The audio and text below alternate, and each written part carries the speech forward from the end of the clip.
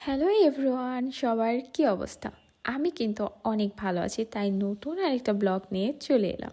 গেটটা দেখে তোমাদের কিছু মনে না পড়লেও বাড়িটা দেখে কিন্তু অনেকেরই অনেক কিছু মনে পড়ে যাবে, কি বলো? এইখানে এসে তো আমি অনেক এক্সাইটেড হয়ে গিয়েছিলাম, কারণ অনেক বছর পর আমি এই বাড়ির ভেতরে ঢুকলাম।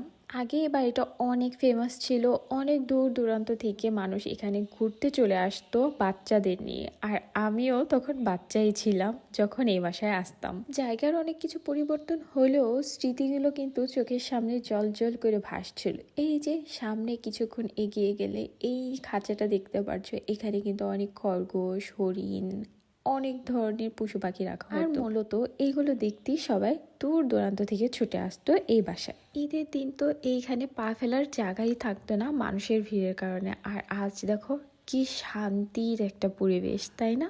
ছোটবেলায় মাঝে মাঝেই টিফিনের বেলের অপেক্ষা করতাম, কারণ টিফিনের বেল দিলে আমরা বন্ধুরা মিলে এখানে চলে আসতাম ঘোরার জন্য। আর এখানে ঘুরতে এত ভালো লাগতো। এই জায়গাটায় আজকে এসে সেই দিনগুলো যেন আবারও তাজা হয়ে গেল, সেই স্কুল জীবনের স্মৃতিগুলো মনে পড়ে গেল। স্মৃতিচারণ করতে করতে আজকের ব্লগটা এখানে শেষ করছি। দেখা হবে আবারও কোনো নতুন ব্লগে। সো আজকের মতো টাটা, বাই বাই।